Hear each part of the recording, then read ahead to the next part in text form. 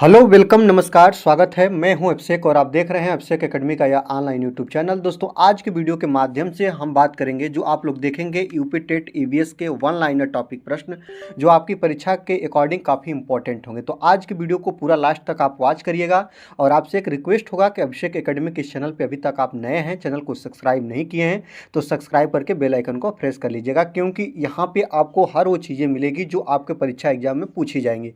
ठीक ना। तो प्रीवियस ईयर के सारे प्रश्न हो, चाहे आपके अच्छे से अच्छे जो सिलेबस के आधार पर प्रश्न हो, सबको हम कवर करने की कोशिश करते हैं। और आज की वीडियो में 100 वन लाइनर टॉपिक प्रश्नों को कवर करेंगे बहुत कम समय में। आपका समय बहुत कम लेंगे और 100 प्रश्नों को कवर करेंगे। आज के प्रश्न आपके लिए बहुत महत्वपूर्ण होंगे। चलिए आज की वीडियो का पहला प्रश्न देखेंगे कि वृद्ध अवस्था के अध्ययन को क्या कहते हैं।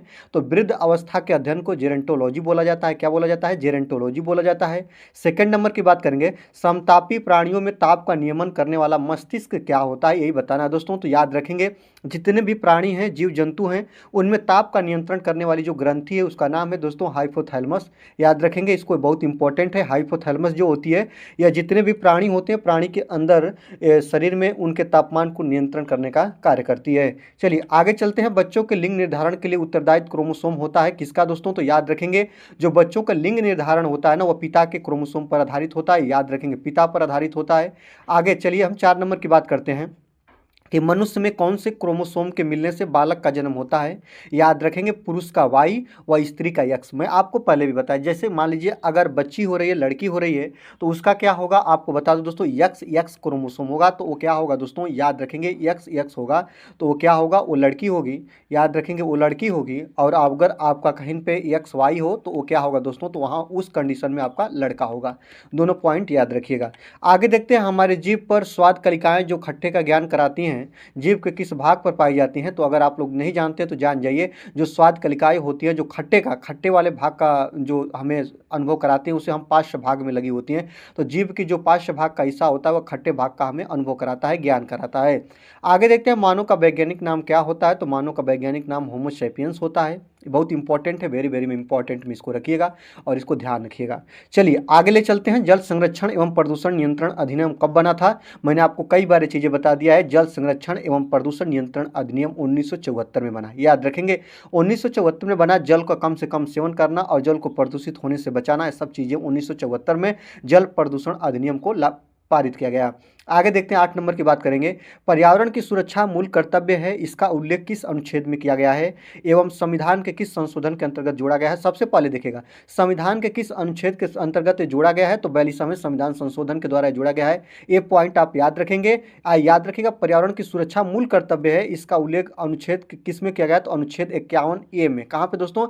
51A में इसका वर्णन है, लेकिन ये जोड़ा गया है 42वें संविधान संशोधन 1976 के द्वारा। इसको आप लोग याद रखिएगा। चलिए आगे ले चलते हैं। साइटोलॉजी क्या कहलाता है? अगर बात पूछे साइटोलॉजी की तो साइटोलॉजी को आप लोग ध्यान रखिएगा। अगर आपसे कहीं भी पूछे कि साइटोलॉजी क्या कहलाता है तो कोशिकाओं का अध्ययन किया जाता है साइटोलॉजी में। आगे देखते हैं, प्रकाश संश्लेषण होता है कहाँ पे दोस्तों? तो क्लोरोप्लास्ट में होता है। याद रखेंगे प्रकाश संश्लेषण के प्रक्रिया के फलस्वरूप जितने भी पादप होते हैं ना, अपना भोजन का निर्माण करते हैं सूर्य के प्रकाश की उपस्थिति में। ये पॉइंट आपके लिए बहुत इंपॉर्टेंट है। चलिए आगे देखते हैं, विषाणु में क्या होता है। तो विषाणु जो होते हैं दोस्तों, याद रखेंगे विषाणु में न्यूक्लिक एसिड और प्रोटीन होता है। ये चीज़ें आप लोग याद रखेंगे, न्यूक्लिक एसिड और प्रोटीन होता है। आगे देखते हैं, सार्स क्या है। तो विषाणु जनित रोग है, ये भी इंपॉर्टेंट है आपके लिए। सार्स क्या है? सार्स के बारे में आप लोग जानते रहिए, ये विषाणु जनित रोग है। चलिए आगे ले चलते हैं। लाल रक्त कणिकाओं का निर्माण हमारे शरीर में कहाँ पे होता है? अगर आपसे पूछे तो ब्लड का हिस्सा है। और लाल रक्त कणिकाओं का जो निर्माण होता है हमारे शरीर के अस्थि मज्जा में होता है। कहाँ होता है? अस्थि मज्जा में होता है। याद रखिएगा वृद्धि कर हार्मोन बनाया जाता है किसके द्वारा? तो पीयूष ग्रंथि के द्वारा वृद्धि हार्मोन बनाया जाता है। इंपॉर्टेंट याद रखेंगे दोस्तों, यहाँ पे कर को आप लोग हटा लीजिएगा, ठीक ना। तो वृद्धि हार्मोन बनाया जाता है, पीयूष ग्रंथि के द्वारा ये निर्माण किया जाता है वृद्धि हार्मोन का।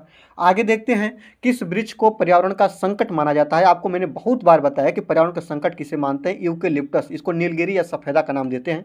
इंपॉर्टेंट है, आप याद रखेंगे। यह जो होती है, यह जो आपकी खादर भूमि होती है इसे बंजर भूमि में कन्वर्ट कर देता है और इसके विकास के लिए काफ़ी जल की आवश्यकता होती है। चलिए आगे ले चलते हैं। सर्वाधिक ओजोन क्षयकारी गैस कौन होती है? जो ओजोन परत है समताप मंडल में पाई जाती है। 16 सितंबर को ओजोन दिवस मनाया जाता है, आपको याद रखना है। और सर्वाधिक ओजोन का क्षय होता है CFC के द्वारा, क्लोरोफ्लोरोकार्बन के द्वारा। चलिए आगे देखते हैं, बात करेंगे इंसुलिन का शिकार किसने किया था? तो याद रखेंगे इंसुलिन के बारे में सर्वप्रथम अगर किसी ने कुछ देखा, जाना, परखा तो उनका नाम है FG बेटिंग। याद रखेंगे FG बेटिंग ने इंसुलिन का शिकार किया था। आगे देखते हैं कि मानव हृदय में कक्षों की संख्या कितनी होती है? बहुत इंपॉर्टेंट है, हृदय में 4 कक्ष पाए जाते हैं, ये इंपॉर्टेंट है, इसको भी ध्यान रखेंगे। आगे देखते हैं केंद्रीय मरु क्षेत्र अनुसंधान संस्थान कहाँ पे स्थित है? अगर आपसे पूछे तो केंद्रीय मरु क्षेत्र अनुसंधान संस्थान आपके जोधपुर में स्थित है। आगे देखते हैं विश्व वन्यजीव संरक्षण कोष कहाँ पे है? तो स्विट्जरलैंड में। कहाँ पे दोस्तों? तो विश्व वन्यजीव संरक्षण कोष जो है आपका स्विट्जरलैंड में स्थित है। आगे देखते हैं 21 नंबर की बात करिएगा, मानव रक्त का पीएच मान कितना होता है? याद रखेंगे पीएच मान की बात करेंगे तो मानव रक्त का पीएच मान 7.4 होता है। आगे देखते हैं विटामिन सी का रासायनिक नाम क्या होता है? विटामिन सी खट्टे पदार्थों में, खट्टे फलों में, खट्टे चीज़ों में, खाद्य पदार्थों में पाए जाते हैं। और विटामिन सी का जो रासायनिक नाम होता है वो होता है एस्कॉर्बिक एसिड। याद रखेंगे एस्कॉर्बिक अम्ल। चलिए आगे ले चलते हैं, पृथ्वी शिखर सम्मेलन कब आयोजित किया गया था? तो पृथ्वी शिखर सम्मेलन की बात करें तो 1992 में। कब दोस्तों? तो याद रखेंगे पृथ्वी शिखर सम्मेलन आपका 1992 में हुआ था। पृथ्वी शिखर सम्मेलन किस शहर में आयोजित किया गया था? तो याद रखेंगे रियो डी जेनेरिया। याद रखेंगे रियो डी जेनेरिया में यह आयोजित किया गया था पृथ्वी शिखर सम्मेलन। कब? तो दोस्तों याद रखेंगे 1992 में। चलिए आगे ले चलते हैं, फूलों के अध्ययन को क्या बोलते हैं? याद रखेंगे फूलों के अध्ययन को एथोलॉजी बोलते हैं। और याद रखेंगे फूलों की घाटी कहाँ पे है? तो उत्तराखंड में। ये भी आप लोग याद रखेंगे, बहुत इंपॉर्टेंट है, उत्तराखंड में। आगे देखते हैं दूध का दही में जमने का कारण क्या होता है? तो दूध को दही में कन्वर्ट करने वाला, याद रखेंगे जो आपके लैक्टोबैसिलस जीवाणु होता है ना, ये दोस्तों दूध को दही में कन्वर्ट कर देता है। कौन सा ऐसा जीवाणु है जो दूध को दही में कन्वर्ट करता है? तो लैक्टोबैसिलस। याद रखिएगा, इंपॉर्टेंट है। आगे देखते हैं, यहीं पे आपको बता दो दूध के शुद्धता की माप लैक्टोमीटर से किया जाता है, ये भी ध्यान रखिएगा। आगे देखते हैं टाइगर मैन ऑफ इंडिया किसे कहा जाता है? अगर आप ध्यान नहीं देते हैं तो जान जाइए, जो टाइगर मैन ऑफ इंडिया होते हैं वो कैलाश साखला को बोलते हैं। कैसे दोस्तों? तो कैलाश साखला को टाइगर मैन ऑफ इंडिया कहते हैं। आगे देखते हैं, भारत में हरित क्रांति के जनक कौन है? अगर आपसे पूछे तो भारत में हरित क्रांति के जनक डॉक्टर MS स्वामीनाथन जी हैं। कौन है दोस्तों? तो याद रखेंगे भारत में हरित क्रांति के जनक डॉक्टर MS स्वामीनाथन जी हैं। आगे देखते हैं प्याज में खाद्य भाग कौन होते हैं? तो याद रखेंगे प्याज में जो प्याज का खाद्य भाग होता है ना, प्याज के कौन से भाग को खाते हैं? तो तना को। किसको खाते हैं दोस्तों? याद रखेंगे तो प्याज के किस भाग को खाते हैं? तो तना भाग को खाते हैं। आगे देखते हैं गुर्दे की कार्यात्मक इकाई होती है, क्या होती है?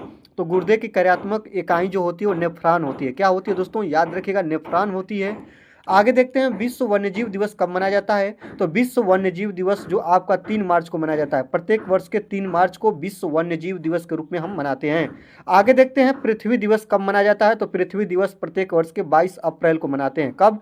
तो 22 अप्रैल को मनाते हैं पृथ्वी दिवस के रूप में। आगे देखते हैं केला और नारियल कैसे फल हैं? याद रखेंगे तो केला और नारियल जो होते हैं वह बीजपत्री फल होते हैं, बीजपत्री। आगे देखते हैं सिनकोना पौधे के तने की छाल से क्या बनता है? तो जो सिनकोना पौधे की तने की छाल होती है ना, कुनैन प्राप्त की जाती है, इसे याद रखेंगे, कुनैन प्राप्त की जाती है। आपको बता दें जो सिनकोना वृक्ष है इससे दवा भी बनाई जाती है, याद रखेंगे, मलेरिया की दवा भी बनाई जाती है, इसको आप लोग याद रखेंगे। आगे देखते हैं दोस्तों एड्स होता है, एड्स किससे फैलता है? विषाणु से। 1 दिसंबर को, प्रत्येक वर्ष के 1 दिसंबर को एड्स दिवस के रूप में मनाते हैं। आगे देखते हैं, बात करेंगे 36 नंबर की, निम्नलिखित में से कौन से जीव में रक्त नहीं होता है किंतु वे सांस लेते हैं? तो याद रखेंगे उसका नाम हाइड्रा है। हाइड्रा में ब्लड नहीं होता लेकिन वह जो आपके श्वसन की प्रक्रिया है वो लोग करते हैं दोस्तों। आगे देखते हैं विश्व पर्यावरण संरक्षण दिवस कब मनाया जाता है? तो याद रखेंगे विश्व पर्यावरण संरक्षण दिवस 26 नवंबर को मनाते हैं। कब? तो 26 नवंबर को मनाते हैं। आगे देखते हैं राष्ट्रीय प्रदूषण रोकथाम दिवस कब मनाते हैं? तो 2 दिसंबर को मनाते हैं राष्ट्रीय प्रदूषण रोकथाम दिवस। आगे देखते हैं जीवन रक्षक हार्मोन किस ग्रंथि से स्रावित होता है? तो याद रखेंगे जो जीवन रक्षक हार्मोन होता है ना वो एड्रिनल ग्रंथि से स्रावित होता है, ये इंपॉर्टेंट है आपके लिए। आगे देखते हैं मानव शरीर की किस ग्रंथि को मास्टर ग्रंथि कहा जाता है? तो मानव शरीर के जो पीयूष ग्रंथि होती है ना इसको मास्टर ग्रंथि के नाम से हम लोग जानते हैं।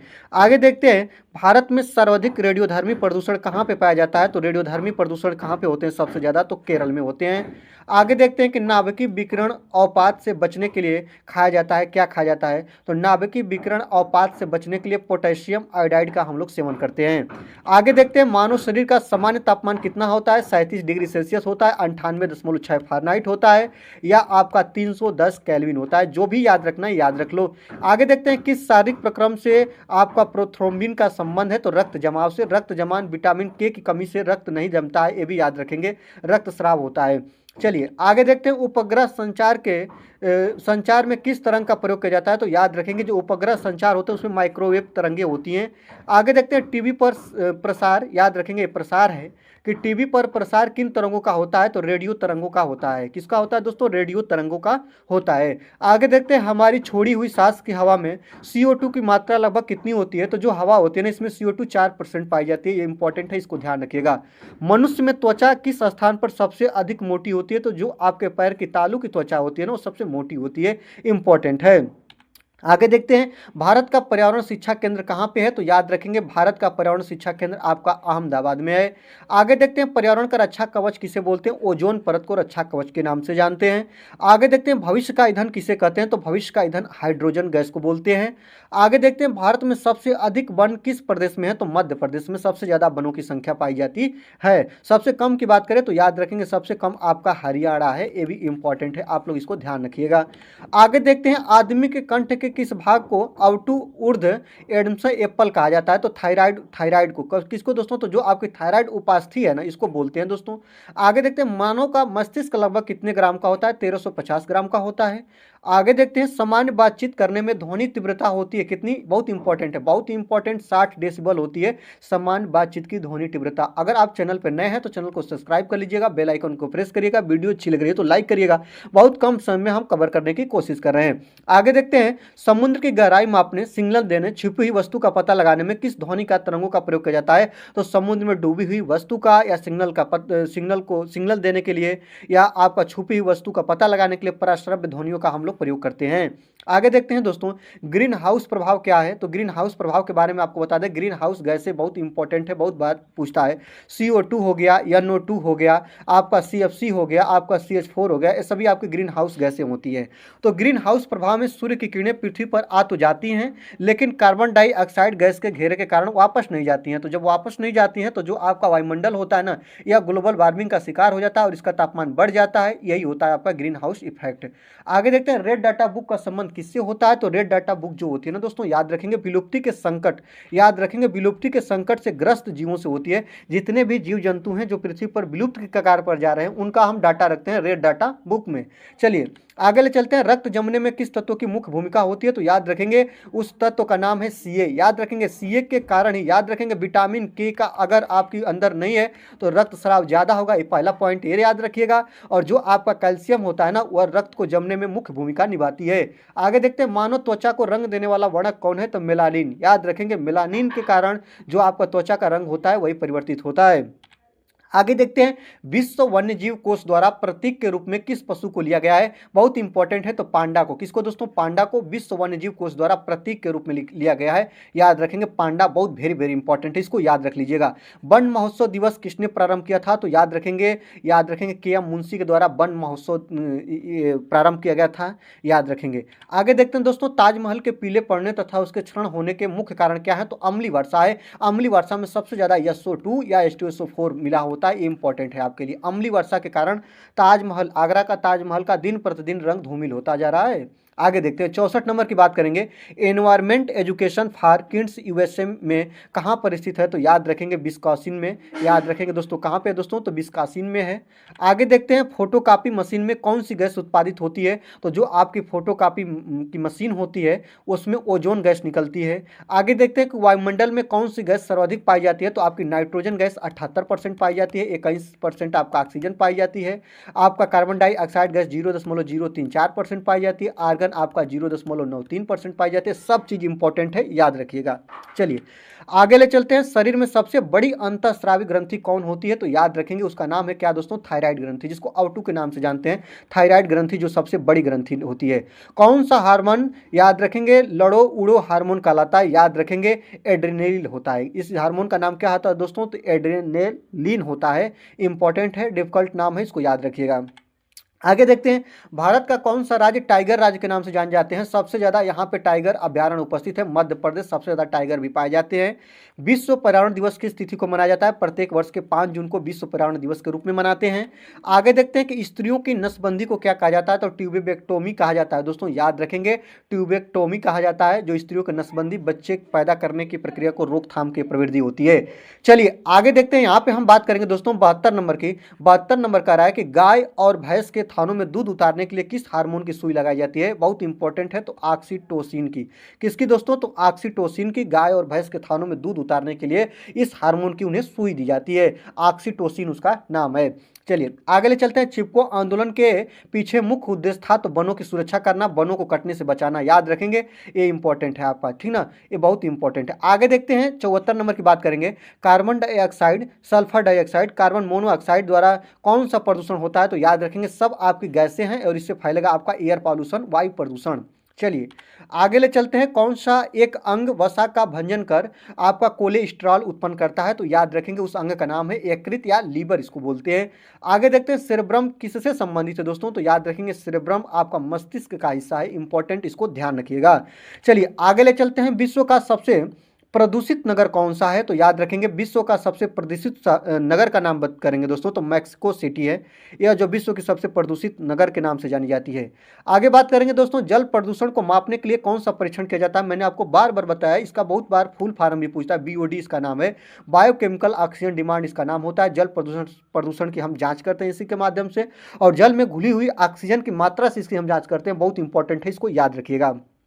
चलिए आगे देखते हैं, भारतीय वन सर्वेक्षण का मुख्यालय कहाँ पे है? तो याद रखेंगे देहरादून में है।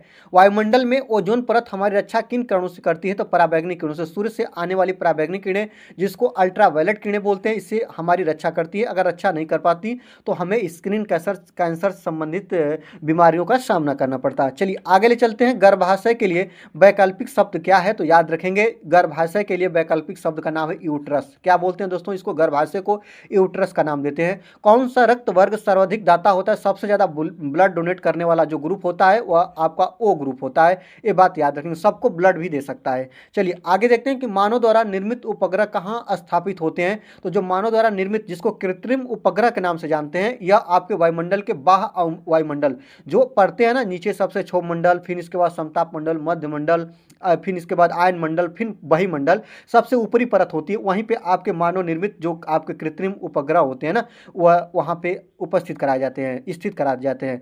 भारत में वृक्षों का आदमी किसे कहते हैं? तो सुंदरलाल बहुगुणा को वृक्षों का आदमी की संज्ञा दी जाती है। आगे देखते हैं कि कौन सा एक अंग वसा का भंजन कर कोलेस्ट्रॉल उत्पन्न करता है? तो अभी आपको बता ही दिए हैं कि आपको उसको यकृत या लीवर बोलते हैं। सेरेब्रम किससे संबंधित? मस्तिष्क से, इस एक बार आपको बताए भी हैं। आकाश नीला किसके कारण दिखाई देता है? तो याद रखेंगे जो किरणें होती है ना, किरणों के प्रकीर्णन के कारण, जो प्रकाश की किरणें होती है ना, वह 7 रंगों में विभक्त होती है, जिसको व्यूअर से याद रखते हैं। और 7 रंगों का यह प्रकीर्णन होता है। जब प्रकीर्णन होता है इसी कारण प्रकाश का रंग क्या दिखाई देता है दोस्तों? तो नीला दिखाई देता है। आकाश का रंग नीला दिखाई देता है, प्रकाश का नहीं, आकाश का, याद रखेंगे। अगर आपसे पूछे अंतरिक्ष से देखने पर आकाश आपका वायुमंडल कैसा दिखता है, पृथ्वी कैसी दिखती है? तो काली दिखती है, ये भी याद रखिएगा। आगे देखते हैं कि बायोकेमिकल ऑक्सीजन डिमांड परीक्षण है, याद रखेंगे दोस्तों।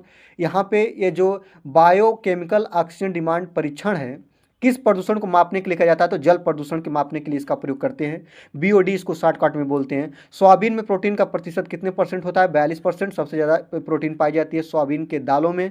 आगे देखते हैं, कैप्सूल का आवरण किससे बना होता है? कैप्सूल का आवरण स्टार्च से बना होता है। जब जल के साथ ये मिलता है तो यह गल जाता है, ये भी याद रखिएगा।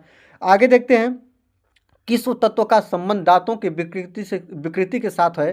तो याद रखेंगे फ्लोरीन। फ्लोरीन के कारण क्या होता है दोस्तों? दांतों की विकृति होती है, दांतों का गिरना स्टार्ट होता है, दांतों की जो परतें होती हैं वो नष्ट होती हैं। आगे देखते हैं, CNG की फुल फॉर्म क्या होता है? कंप्रेस्ड नेचुरल गैस होता है। आप हमें LPG का बताएंगे, लिक्विफाइड पेट्रोलियम गैस, LPG का फुल फॉर्म होता है। वीडियो को लाइक करिएगा, चैनल पर नया है तो सब्सक्राइब करके बेल आइकन को प्रेस करके दोस्तों को शेयर करके हमारी मदद करिएगा, क्योंकि कम समय में आपको सबसे ज़्यादा चीज़ें मैं प्रोवाइड करा रहा हूँ। चलिए आगे देखते हैं, सबसे प्राचीन काल से उगाया जाने वाला फल वृक्ष कौन सा है? तो याद रखेंगे प्राचीन काल में सबसे ज़्यादा फल और वृक्ष खजूर आपका है। राष्ट्रीय वन नीति के अनुसार कितने % भूभाग पर वन होना अनिवार्य है? तो याद रखेंगे राष्ट्रीय वन नीति ने यह ऐलान किया था कि जो पूरी पृथ्वी है उस पृथ्वी का 33% भागों पर वन होना अति आवश्यक है, यह आपके पर्यावरण के दृष्टि से।